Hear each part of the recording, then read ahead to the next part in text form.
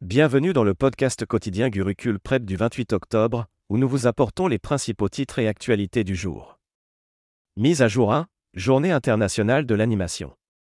Aujourd'hui, c'est la Journée internationale de l'animation, célébrée dans le monde entier depuis 2002.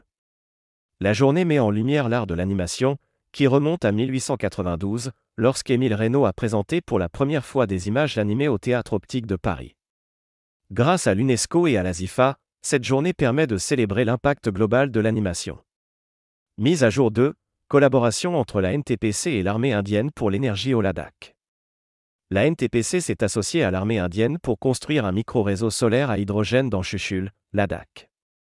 Ce projet d'hydrogène vert vise à remplacer les générateurs diesel et à fournir une source d'énergie durable à l'armée, même à une altitude glaciale de 4400 mètres. Mise à jour 3, partenariat entre Meta et IndiaEye. Dans une collaboration majeure, Meta s'est associé à IndiaEye pour faire progresser l'innovation open source en IA en Inde. Ce partenariat soutiendra la recherche, le développement des compétences et des initiatives en IA, comme le centre d'IA générative de l'IIT Jodhpur et un programme national de formation en IA avec l'ECT. Mise à jour 4, prix Sakharov pour les leaders de l'opposition vénézuélienne. Le Parlement européen a décerné le prix Sakharov pour la liberté de pensée aux dirigeants vénézuéliens Maria Corina Machado et au président élu Edmundo González Urrutia, en reconnaissance de leurs efforts pour la démocratie et la liberté au Venezuela. Mise à jour 5, le navire de guerre ASW, Abbey, rejoint la marine. La marine indienne a accueilli le 7e navire de guerre anti-sous-marin, Abbey, dans sa flotte.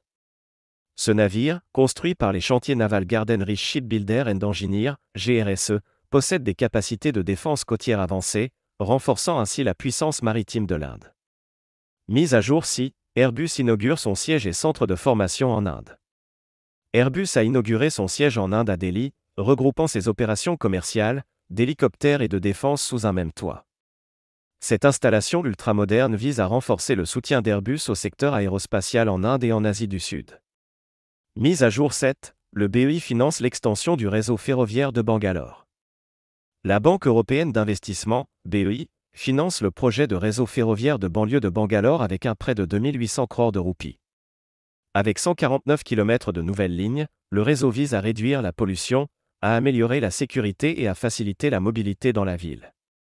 Mise à jour 8. Renforcement des relations indo-maldiviennes grâce à la formation. Le Centre national pour la bonne gouvernance, NCGG, a achevé son 34e programme de formation pour les fonctionnaires maldiviens, renforçant l'engagement de l'Inde dans le développement des capacités de gouvernance et d'administration aux Maldives. Mise à jour 9, Nvidia domine le classement des valeurs de marché. Nvidia a surpassé Apple pour devenir l'entreprise la plus valorisée au monde. Avec une valeur marchande de 3,53 trillions de dollars, les innovations de Nvidia dans l'IA ont propulsé l'entreprise au premier plan, illustrant l'impact de l'IA sur le marché.